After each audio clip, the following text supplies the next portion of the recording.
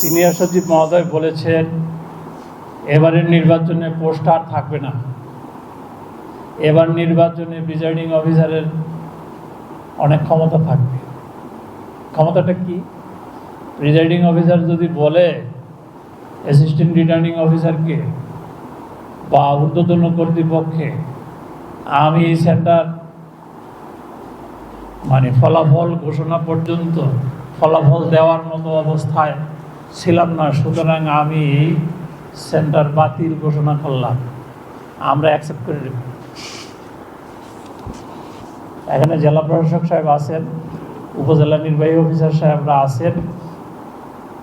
আমার কথা হচ্ছে যে যাকে দিয়ে আমি কাজ করব তাকে বিশ্বাস করতে হবে। আর আপনি যিনি কাজ করবেন তার সাথেও, যার সাথে কাজ করবেন তার সাথে সম্পর্কটা ওই রকম হবে যে আপনার কথাটা যাতে assistant returning officer, police super, অন্যান্য যারা আইন শৃঙ্খলার সাথে দায়িত্ব পালন করবেন, স্বচ্ছতার সাথে আপনাকে এই কাজটি করতে হবে। রিটার্নিং অফিসারের এই ক্ষমতা রয়েছে। এইবার আরপিওতে আসছে, রিটার্নিং অফিসার যদি মনে করে কোনো একটা আসনের সবকটি সেন্টার বাতিল করে দিবে, সে যদি যৌক্তিক মনে করে, সেই ক্ষমতাটাও আইনে এবার অন্তর্ভুক্ত করা হয়েছে। তার অর্থ এই না যেন তেনভাবে আমি সেন্টার বাতিল করে দিব, যেন তেনভাবে একটা নির্বাচনী আসনের নির্বাচন বাতিল করে দিব। মনে রাখতে হবে এই নির্বাচনের পিছনে একটি টাকা, সেটিও কিন্তু সাধারণ খেটে খাওয়া মানুষের টাকা। এখানে কিন্তু কোটি কোটি টাকা ব্যয় হবে, সেটার অপব্যবহার যাতে না হয় সেদিকেও আমাদের খেয়াল রাখতে হবে।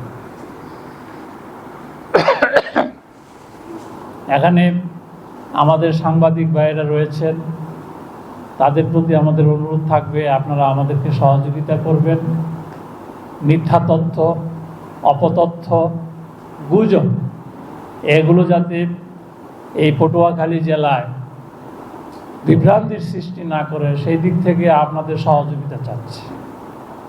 তো প্রতিটি নাগরিকের দায়িত্ব যে একটি সুষ্ঠু নির্বাচন করার জন্য সহযোগিতা করা।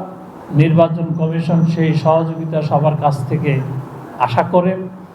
নির্বাচন কমিশন দৃঢ় প্রত্যয় আবারও কমিশনের পক্ষে ব্যক্ত করছি, ভালো, অবাধ, সুষ্ঠু, নিরপেক্ষ নির্বাচন করার জন্য যত প্রস্তুতি আছে আমরা সব প্রস্তুতি নিয়ে রেখেছি।